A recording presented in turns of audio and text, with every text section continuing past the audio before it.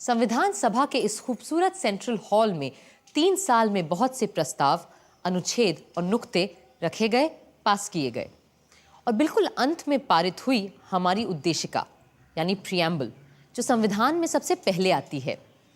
संविधान अगर एक राजनीतिक संवैधानिक दस्तावेज है तो ये उद्देशिका उसका दार्शनिक नजरिया, the philosophic vision document of our constitution. इस उद्देशिका की नींव शुरुआत में ही संविधान सभा के 5वें दिन 13 दिसंबर 1946 को रख दी गई, जब पंडित जवाहरलाल नेहरू ने सभा में एम्स एंड ऑब्जेक्टिव्स रेजोल्यूशन को रखा था।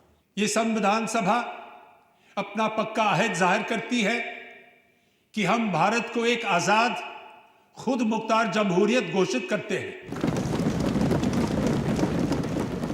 आजाद खुद मुख्तार जमहूरियत हिंदुस्तान को अपनी सारी सत्ता जनता से ही हासिल होगी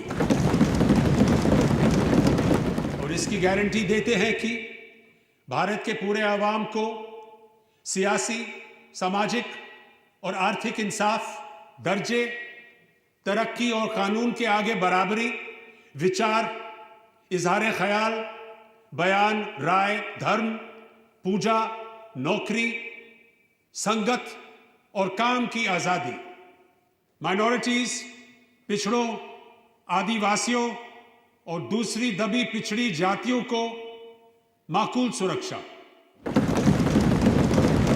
गणराज्य की सीमाओं और जमीन की अखंडता की हिफाजत, ताकि ये कदीम देश दुनिया के तमाम मुल्कों में अपना सही सम्मानित स्थान पा सके और तन, मन, धन से विश्व शांति और मानवता के कल्याण में हाथ बटा सके। आगे संविधान सभा ने जो कुछ भी किया उसका मार्गदर्शक यही प्रस्ताव था और जब अलग अलग कमिटियों, विद्वानों और सभा के सहयोग से पूरा संविधान बना तो मई सन 1949 में उसकी उद्देशिका भी सामने रखी गई और ये काम ड्राफ्टिंग कमेटी के प्रधान डॉक्टर भीमराव अंबेडकर ने किया। We the people of India, having solemnly resolved to constitute India into a sovereign democratic republic and to secure to all its citizens justice, social, economic and political, liberty of thought, expression, belief, faith and worship, equality of status and of opportunity, and to promote among them all fraternity, assuring the dignity of the individual and the unity of the nation. In our Constituent Assembly, this 26th day of November 1949, do hereby adopt, enact, and give to ourselves this Constitution. उद्देशिका पर बहस शुरू हुई अक्टूबर 1949 में, जब बाकी संविधान को सोचने, बनाने और लिखने का काम लगभग पूरा हो रहा था। ये वो शब्द थे जो हमारे संविधान में सबसे पहले आने वाले थे। अब हम उद्देशिका यानी प्रियम्बल पर बात करेंगे। जनाब सदर साहब, क्या यह उचित नहीं रहेगा कि स्पेशल पर हम जब नवंबर में तीसरी रीडिंग के लिए मिले तब बातचीत करें? तब तक ड्राफ्टिंग कमेटी भी अपनी फाइनल रिपोर्ट पेश कर चुकी होगी। I object to that. अगर आज हम पेश लफ्ज को ही पास नहीं करेंगे तो सेकंड रीडिंग में कोई रिपोर्ट कैसे तैयार की जा सकेगी? जीवन में पहली बार मैं मौलाना साहब से सहमत हूं और उनकी बात का समर्थन करता हूं। हमें पूरे संविधान को ही दूसरे पाठ में पास करना है और प्रियम्बल भी संविधान का ही एक हिस्सा है।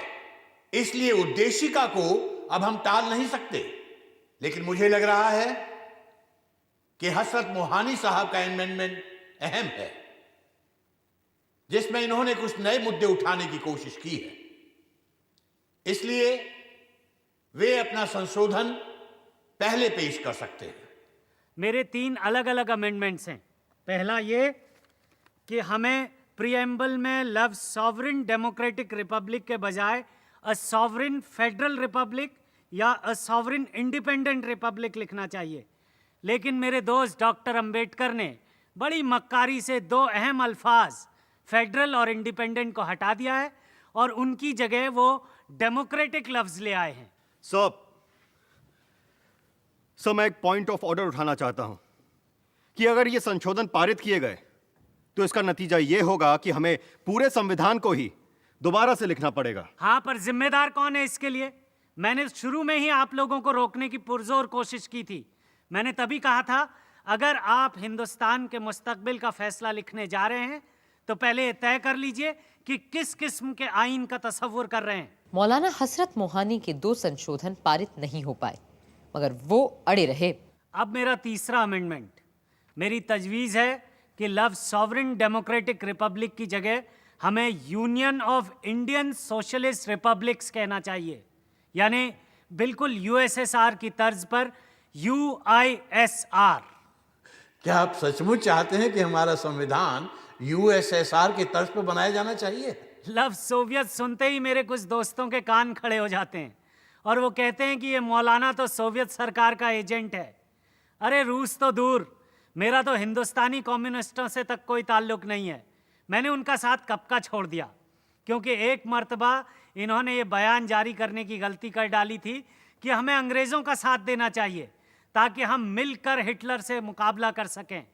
मैंने उसी वक्त कह दिया था, anybody who helps foreign government, specially the British government, under any terms for any motive, I say he is wrong. मौलाना साहब, हम यहां आपकी जिंदगी की दास्तान पर नहीं, हिंदुस्तान के आइन पर बात करने बैठे हैं। आप बस अपने अमेंडमेंट पर बोलिए। जैसा आप मुनासिब समझे। मेरी इस असेंबली से और डॉक्टर अंबेडकर से बस इतनी गुजारिश है कि वो सारी सियासी माइनॉरिटीज़ को उसी हमदर्दी की नज़र से देखें जैसा सोवियत यूनियन ने अपने यहाँ किया है।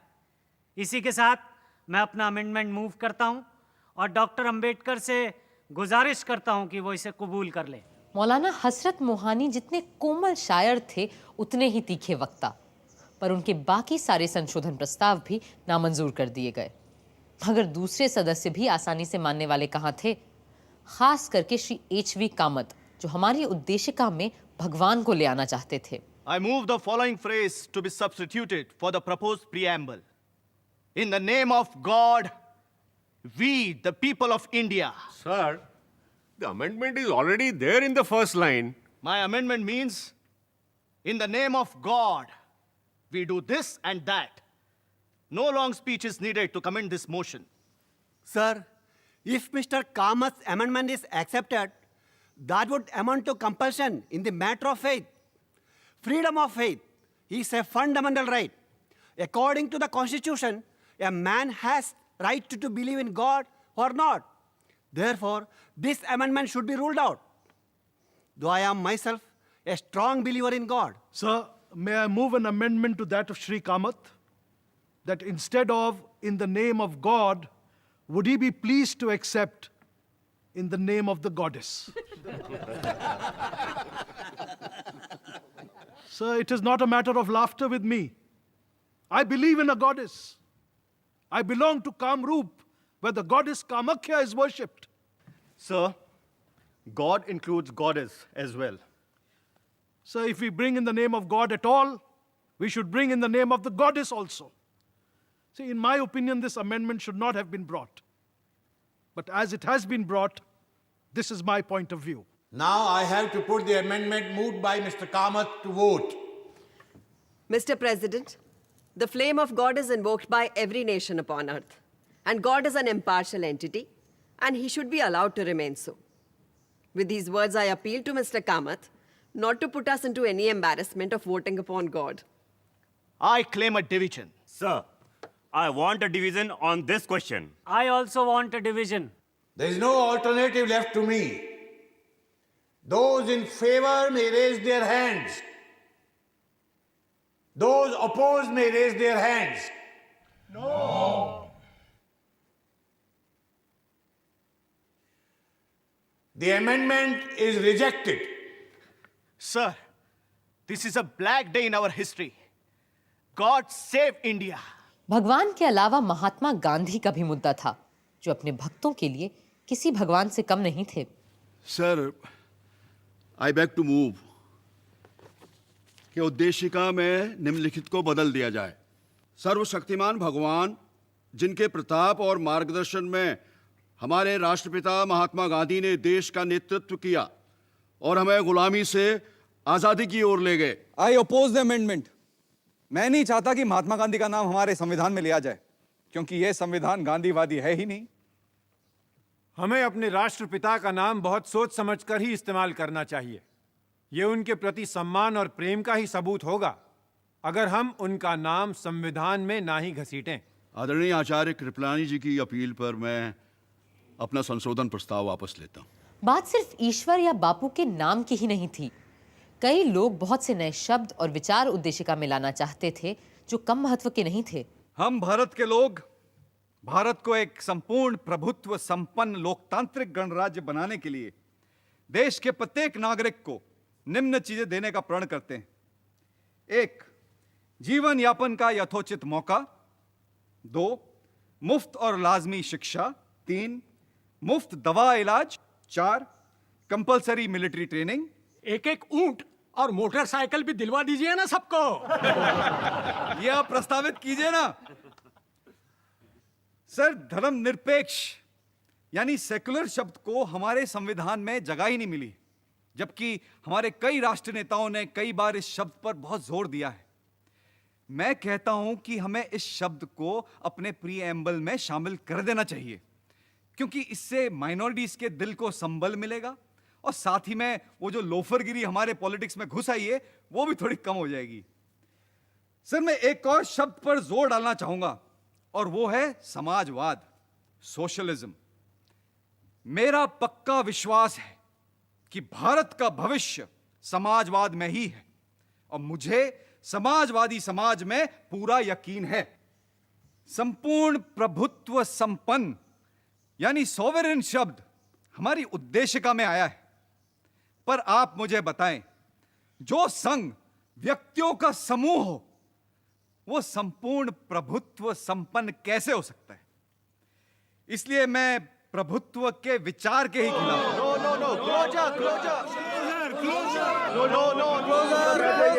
जी, मैं बड़ी मोटी चमड़ी वाला ढीठ हूं, आपके चीखने चिल्लाने से बैठने वाला नहीं हूं। श्री ब्रजेश्वर प्रसाद को बैठना ही पड़ा, किंतु 25 साल बाद उनके सुझाए दोनों शब्द समाजवादी और पंथ निरपेक्ष यानी सोशलिस्ट एंड सेक्युलर उद्देशिका में आ ही गए।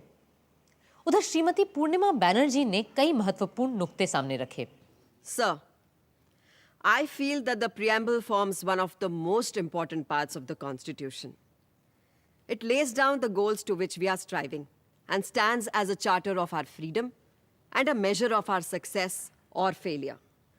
I do not think that we should be content with considering the masses of our people as sovereign just because once they go to the polls every 5 years, their sovereignty is secure. I feel that in the preamble, mention of that sovereignty should be made. अगले वक्ता थे गांधी जी के समाजवादी शिष्य आचार्य जेबी कृपलानी, जो Congress party में पंडित नेहरू और सरदार पटेल दोनों से अलग विचार रखते थे। Mr. President, like a seasoned host, you have reserved the choicest wine for the last. हालांकि इस प्रियम्बल पर बहस शुरू की ही बैठकों में होना ज्यादा सही होता, क्योंकि यह संविधान की तमहीद है। इस तरह हमें प्रियम्बल सतर्क कर पाता कि कहीं हम इसके बुनियादी उसूलों से हट तो नहीं रहे हैं। इस सभा में रोज दर रोज और हफ्ता दर हफ्ता बैठकर मैंने यह महसूस किया है कि हम इस उद्देशिका के बुनियादी उसूलों को भूलकर अक्सर भटकने लगते हैं। Yes, we get distracted. ये उसूल वैसे तो कानूनी या संवैधानिक उसूल नहीं है, बल्कि आत्मिक और सैद्धांतिक हैं। अब जमहूरियत या जनतंत्र को ही ले लीजिए। What exactly is democracy? जनतंत्र एक इशारा है इंसान की बराबरी का, भाईचारे का, and it encompasses the great humane principle of non-violence. और अगर इसका आम फहम मतलब निकालें then democracy is an institution where instead of breaking heads, we simply count them. Sir फोड़े नहीं, गिने जाते हैं. सियासी रूप से आज हम एक जमहूरियत हैं, लेकिन आर्थिक रूप से हम ऐसे अलग अलग वर्गों में बंटे हुए हैं जिनकी सीमाओं को लांघना नामुमकिन सा हो जाता है. मेरा भी यही मानना है कि लोकतंत्र में जाति प्रथा का कोई स्थान हो ही नहीं सकता. लिहाजा हमें जात पात और वर्ग वर्ण को खत्म करना ही होगा, वरना हम कभी जनतंत्र की शपथ नहीं उठा पाएंगे. 3 साल बाद भी हमेशा की तरह नजीरुद्दीन अहमद साहब का स्वर विरोधी ही रहा. I would like to submit, sir, that the success of a democracy depends on its actual working and has nothing to do with what is stated in the preamble or the constitution.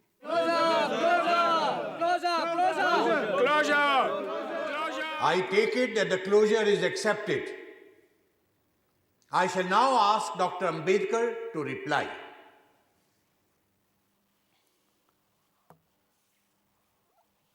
Sir, the point in the amendment which is supposed to make it different from the preamble drafted by the drafting committee lies in the addition of the words, "the people from whom is derived all power and authority." So why don't you accept it?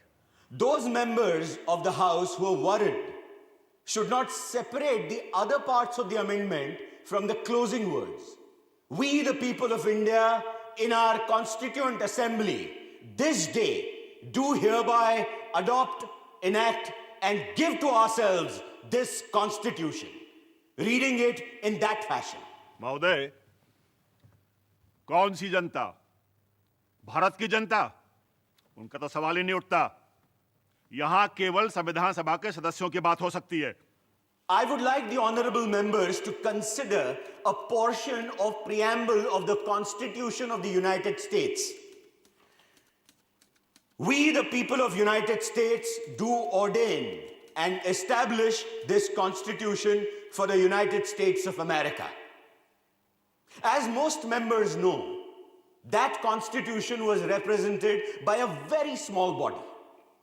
So I do not understand, unless a man was absolutely pedantic, that a body of people, 292 in number, representing this vast continent in their representative capacity, can't say that they are acting in the name of the people of this country. Does this preamble embody the desire of the House that this Constitution should have its root, its authority, its sovereignty from the people? It certainly does. Therefore, I am not willing to accept the amendment. और इस तरह doctor Ambedkar के नेतृत्व में काम कर रही drafting committee का बनाया प्रियम्बल पास हो गया और हमारे संविधान का हिस्सा बन गया.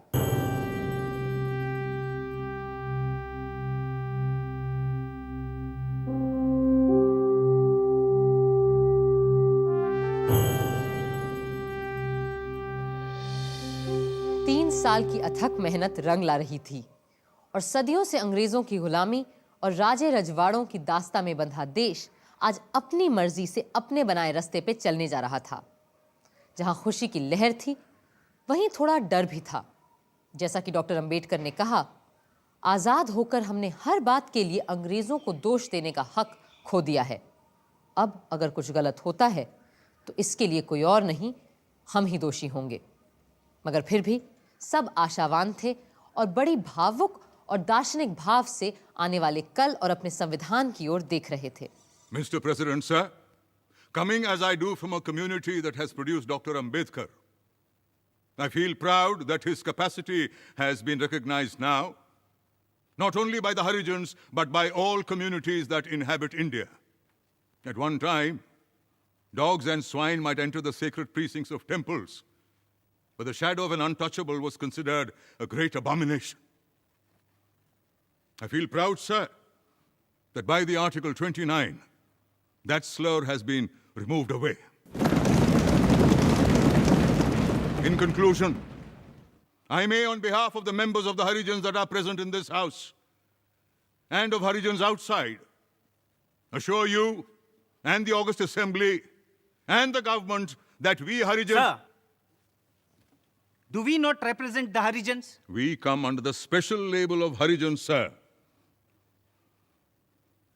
On behalf of the Harijans, I may assure you and the future government of India that the Harijans to the last man will uphold the constitution that has been passed by the Constituent Assembly and work it to the very letter and spirit.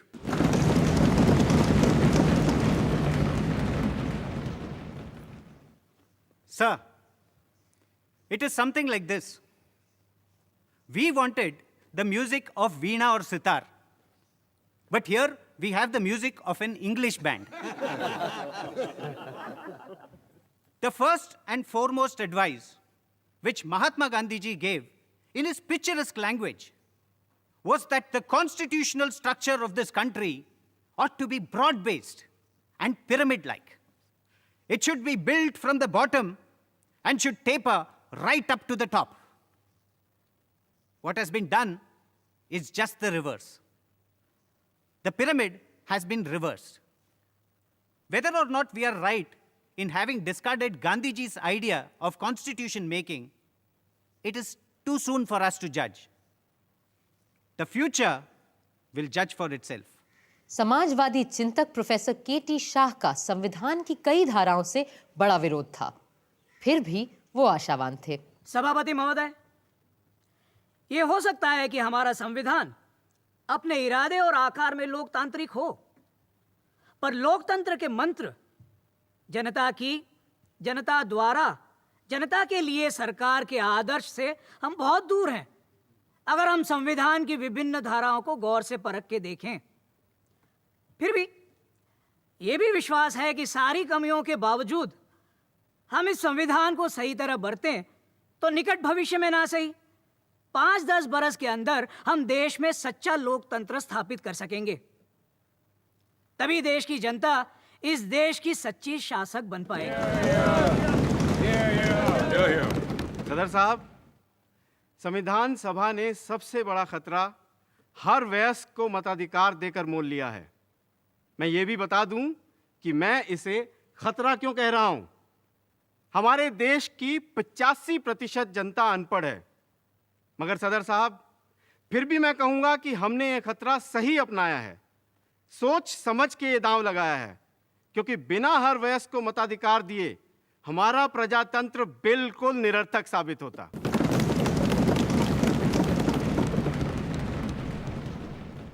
Mr. President, sir, so far as this Constitution is concerned, the greatest wonder is that we have finished it.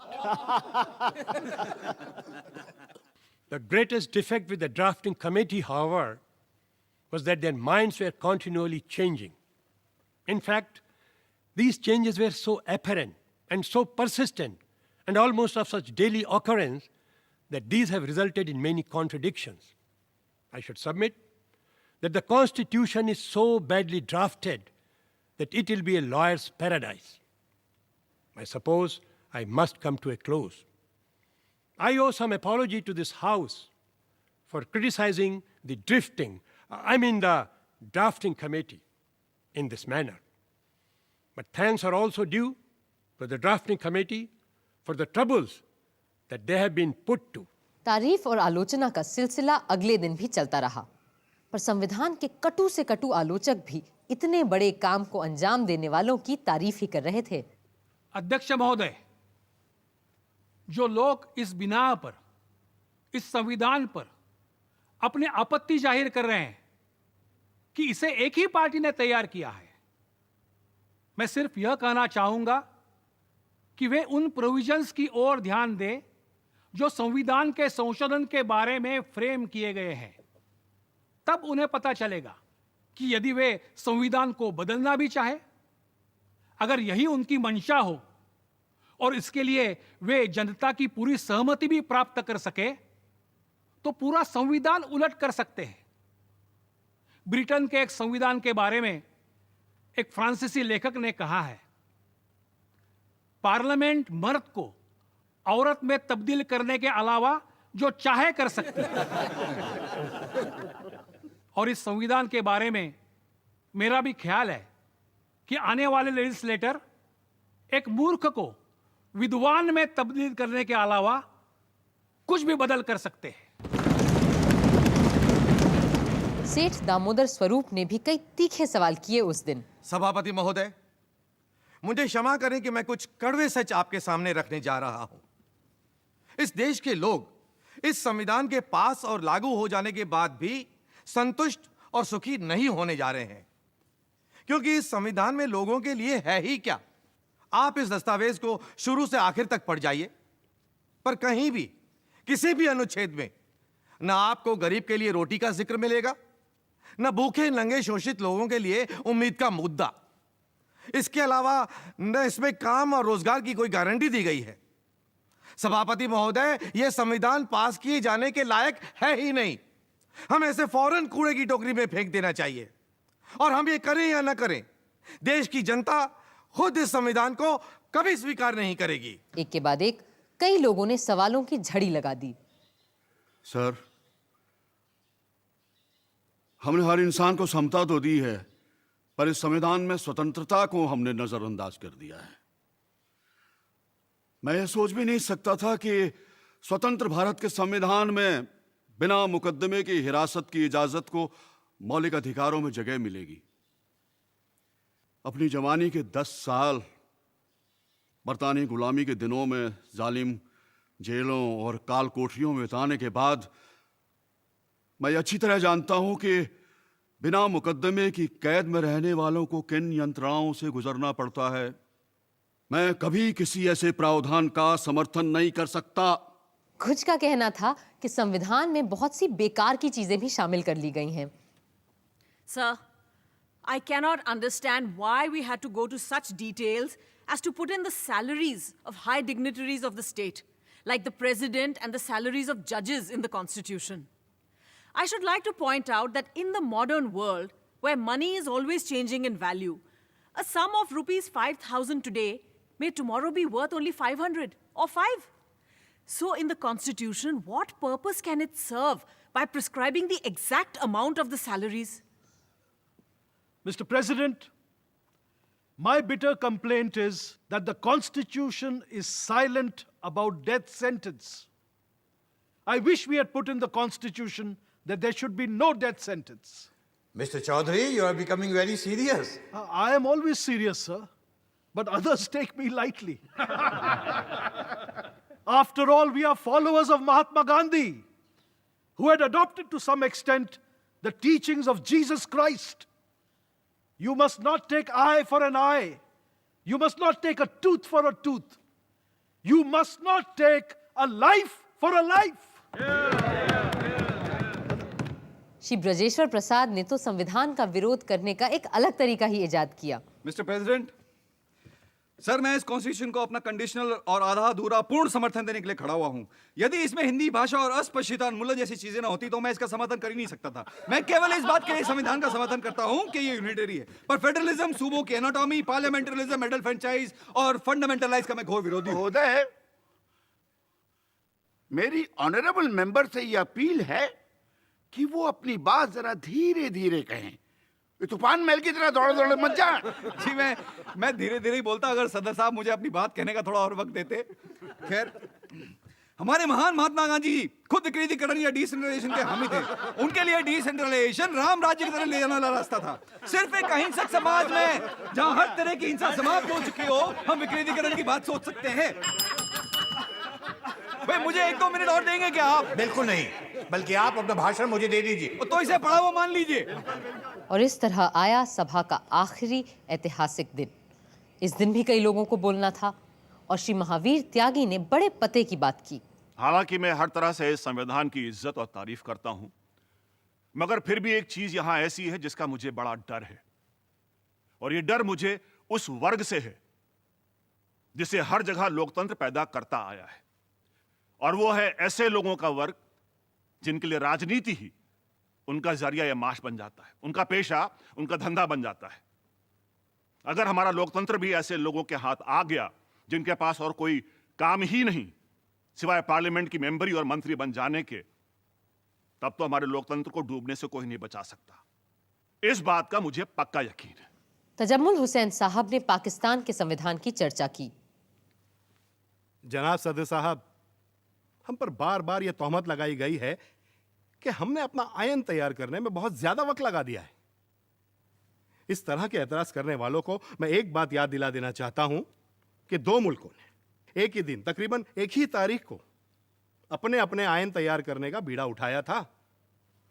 हम तो हमारा काम पूरा कर चुके, अलबत्ता हमारा पड़ोसी देश अभी भी अपने पहले कदम से आगे नहीं बढ़ पाया है। पाकिस्तान का संविधान बनने में 3 नहीं पूरे 25 बरस लगे और उनका संविधान सन 1972 में जाकर बन पाया। मगर हमारा संविधान सोचने, बनाने और लिखने में सबसे बड़ा हाथ बटाने वाले डॉक्टर भीमराव अंबेडकर संविधान सभा के आखिरी ऐतिहासिक वक्ता के रूप में खड़े हुए।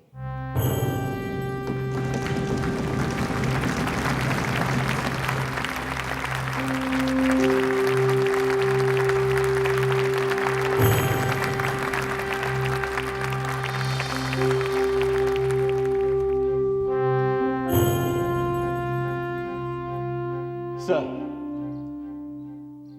looking back on the work of the Constituent Assembly, it will now be 2 years, 11 months, and 17 days since it first met on the 9th of December 1946. During this period, the Constituent Assembly has altogether held 11 sessions. These 11 sessions of the Constituent Assembly have consumed 165 days. Out of these, the Assembly spent 114 days for the consideration of the draft Constitution.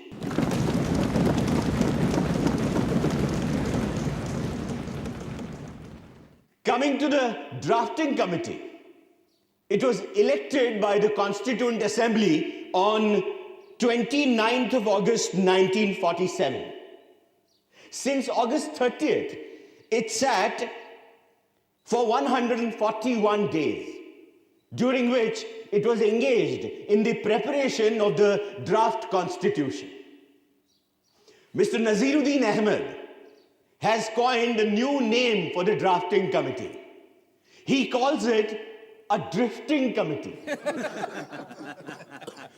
Mr. Naziruddin must no doubt be pleased with his hit, but he evidently does not know that there is a difference between drift without mastery and drift with mastery.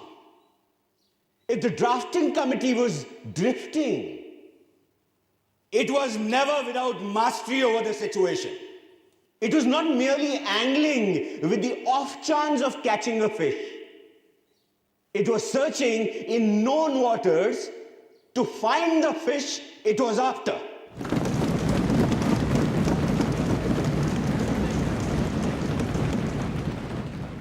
I'm glad to find that with the exception of a solitary member, there is a general consensus of appreciation from the members of the Constituent Assembly of the work done by the drafting committee. I feel so overwhelmed that I cannot find adequate words to express fully my gratitude to them. I came into the Constituent Assembly with no greater aspiration than to safeguard the interests of the scheduled castes. I had not the remotest idea that I would be called upon to undertake more responsible functions. The credit that is given to me does not really belong to me. It belongs partly to Sir Benegal Narsingh Rao, the constitutional advisor to the Constituent Assembly, who prepared a rough draft of the Constitution. Much greater share must go to Mr. S.N. Mukherjee, the chief draftsman of the Constitution. On the 26th January 1950, India would be a democratic nation. In the sense that India from that day would have a government of the people, by the people, and for the people.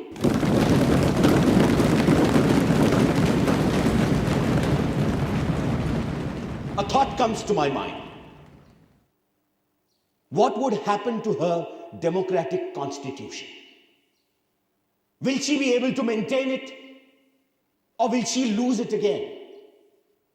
If we wish to maintain democracy not merely in form, but also in fact, what must we do? The first thing in my judgment we must do is to hold on to constitutional methods of achieving our social and economic objectives. It means we must abandon the bloody methods of revolution. It means that we must abandon the method of civil disobedience, non-cooperation, and satyagraha. Where constitutional methods are open, there can be no justification for these unconstitutional methods. These methods are nothing but the grammar of anarchy. And sooner they are abandoned, the better for us. The second thing we must do is to observe the caution which John Stuart Mill has given to all who are interested in the maintenance of democracy. Namely, not to lay their liberties at the feet of even a great man, or to trust him with power which enables him to subvert their institutions. This caution is far more necessary in the case of India than in case of any other country. For in India, bhakti, or what may be called the path of devotion or hero worship, plays a part in its politics unequaled in magnitude by the part it plays in the politics of any other country in the world. The third thing we must do is not to be content with mere political democracy. These principles of liberty, equality, and fraternity are not to be treated as separate items in a trinity.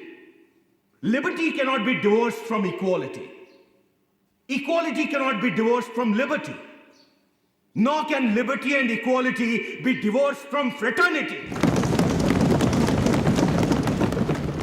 On the 26th of January 1950, we are going to enter into a life of contradictions. In politics, we will have equality. And in social and economic life, we will have inequality. In politics, we will be recognizing the principle of one man, one vote, and one vote, one value. In our social and economic life, we shall, by reason of our social and economic structure, continue to deny the principle of one man, one value. How long shall we continue to live this life of contradictions? How long shall we continue to deny equality in our social and economic life? If we continue to deny it for long, we will do so only by putting our political democracy in peril. We must remove this contradiction at the earliest moment, or else those who suffer from inequality will blow up the structure of this political democracy so laboriously built up by this assembly.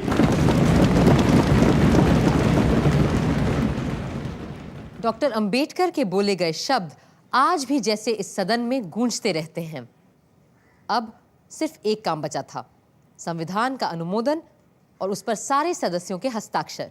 It now remains to put the motion moved by Dr. Ambedkar to the vote of the House. The question is that the constitutions settled by this assembly be passed. The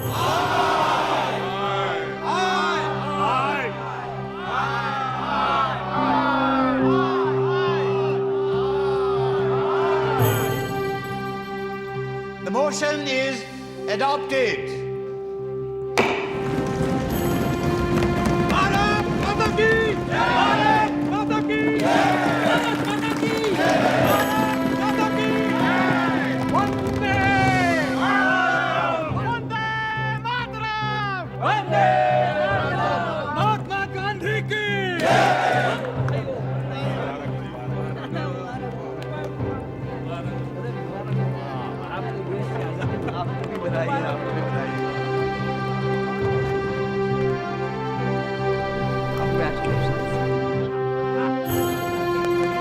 Very proud moment. Yeah, they miss.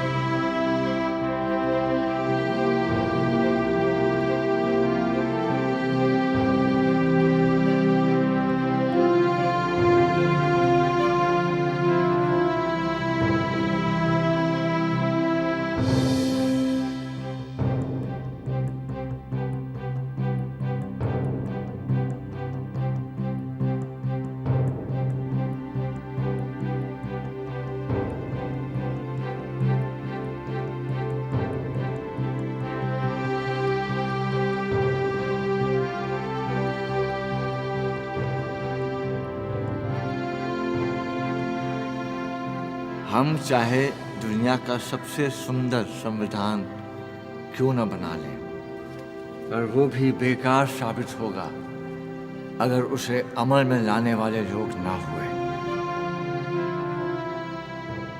24 जनवरी को संविधान सभा आखिरी बार एक महत्वपूर्ण काम के लिए मिली। इस दिन जन गण मन को राष्ट्रगान और वंदे मातरम को राष्ट्रगीत के रूप में अपनाया गया और इसी दिन नए गणतंत्र के पहले राष्ट्रपति का चुनाव भी किया जाना था। लोकतंत्र की परंपराओं की नींव रखते हुए 2 लोग पद के उम्मीदवार बने, प्रोफेसर केटी शाह और डॉक्टर राजेंद्र प्रसाद। सभा ने उसी व्यक्ति को चुना जिसने 3 साल संविधान बनाए जाने की प्रक्रिया की अगुवाई की थी। डॉक्टर राजेंद्र प्रसाद भारत गणराज्य के पहले राष्ट्रपति बने। अब तो बस 26 जनवरी का इंतजार था। देश भर में उत्सव की सी तैयारियां हो रही थीं। और क्यों ना होता ऐसा, सदियों बाद एक दबा कुचला मुल्क अपने खुद के बनाए गए रास्ते पे चलने जा रहा था।